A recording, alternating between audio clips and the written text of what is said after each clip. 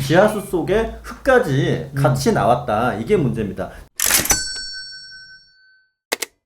여러분 예고해 드린 대로 지난해 연말에 건물 기둥 파손 또 지하 침하 위험이 있었던 그런 일산 마디역, 여기는 뭐 이름이 다 밝혀졌으니까 그랜드 프라자 건물, 요거 이성우 기자님이 계속 추가 취재를 하셨는데 흥미롭고 충격적인 그런 기사를 쓰셨어요. 근데 그 옆 건물을 가셨네요. 네, 그렇습니다. 그랜드 프라자 바로 뒷건물인데 저희가 편의상 N빌딩이라고 이제 지칭을 하겠습니다. N빌딩 지하에서 어떤 문제가 발생했기 때문에 집안 침하가 일어났다. 네. 이런 연관관계를 좀 확인을 했기 때문입니다. 네, 사진 보시겠습니다. 자, 지금 요 사진 지면에도 헤드라인으로 나간 사진인데 이 벽에서 이렇게 뭐 시뻘겋게 이렇게 흘러나오는 거 이게 뭐예요? 네, 이게 바로 지하수 속에 섞여 있던 토사입니다. 지하수만 나오면은 네. 별 문제가 없겠지만은 지하수 속에 흙까지 같이 나왔다. 이게 문제입니다. 지금 다음 사진을 한번 보시죠. 네. 다음 사진에 보시면은 흙더미가 크게 쌓여 있고 그 옆에 네. 무릉덩이가 있죠. 그렇죠. 예, 이 무릉덩이가 이 건물 지하 6층에서 발견된 무릉덩이와 흙더미인데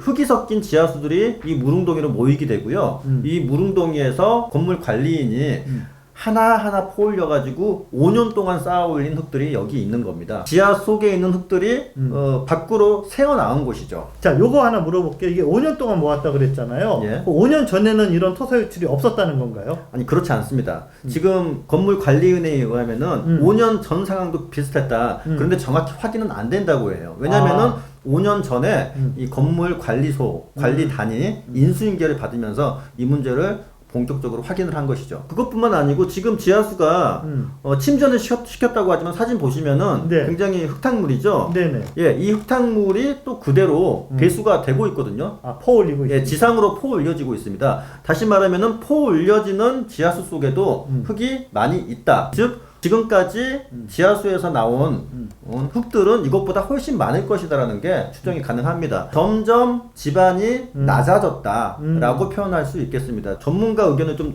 예전 얘기를 들어보면은 한국건설안전협회입니다. 네네. 거기 협회장 말에 따르면은 지하수가 배출되면서 미세한 흙이 함께 빠져나오면서 지반이 조금씩 내려앉았을 것이다. 이렇게 표현을 했거든요. 네네. 지금 그게 눈으로 확인이 된 거죠. 이 영상을 보시면은 조그만 뭐 곡괭이 비슷한 걸로 작은 삽으로 이렇게 한 땀 한 땀 이런 식으로 포 올렸다는 겁니다. 네. 예.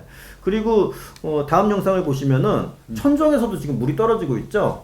예, 이 물은 360을 계속 떨어지고 있는 물이에요. 예, 이렇게 물이 떨어지다 보니까 밑으로 이렇게 물이 고이는 거고요. 물 떨어지는 곳, 이 아래쪽에서는 아예 도랑을 만들어가지고 물길을 만들어 놨더라고요. 건물 벽면에 따라서.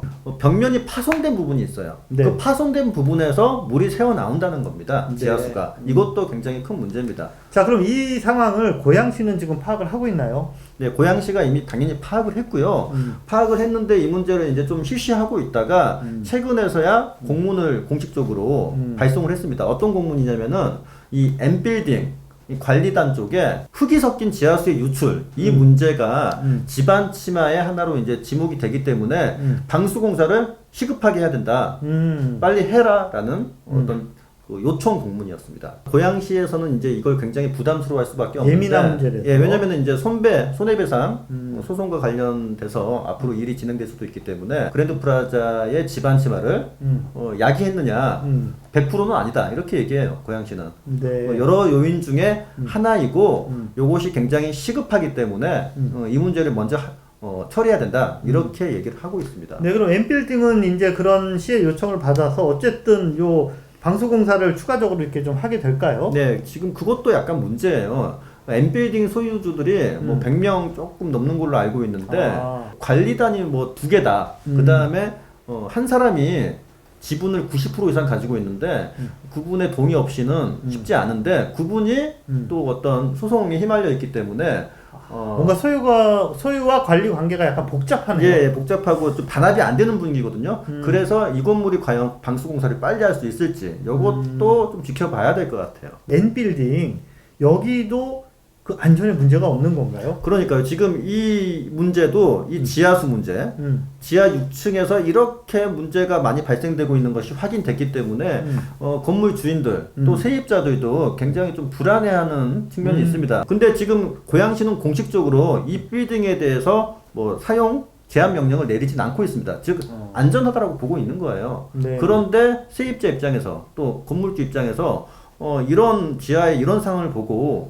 안전하다고 느끼는 분들이 과연 또 얼마나 될지 잘 모르겠습니다. 네. 이제 그랜드 프라자 빌딩 거기 지금 현재 상황 좀 짚어보죠. 네, 한 달 뒤쯤에는 좀 긍정적인 답변이 나올 것이다 기대하셨던 분들도 많을 거예요. 왜냐하면 영업을 빨리 해야 되기 때문에 피해가 커지지 않겠습니까? 한 4, 5개월은 건물 사용 못한다. 이런 결론이 났습니다. 상당히 그러면은 좀 부정적인 결론이 나온 건데 네, 일단 안전하다라고 시가 확답을 못 해주는 상황이네요. 그렇습니다. 시에서는 이 건물에 대해서도 보강 공사를 하라고 지금 M빌딩 옆에 있는 빌딩보다는 훨씬 더 큰 이제 보강 공사를 말하는 거고요. 뭐 몇십억대 보수공사가 필요하다 이렇게 진단을 했기 때문에 그 공사가 끝나고 한 4, 5개월 지나서 다시 안전검사를 실시해야 된다.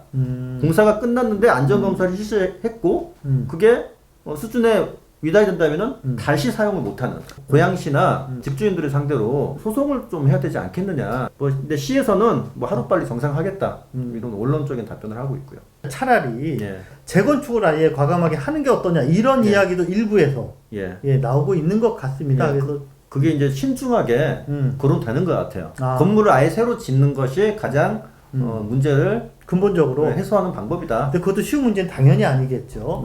자, 그랜드 프라자 그리고 그 바로 옆에 있는 M빌딩 이제 취재를 해야 될 곳이 두 곳으로 늘었습니다. 네, 이소 기자님께서 이 문제 누구보다도 더 깊이 있게 잘 이렇게 취재해 주시기를 부탁드리겠습니다.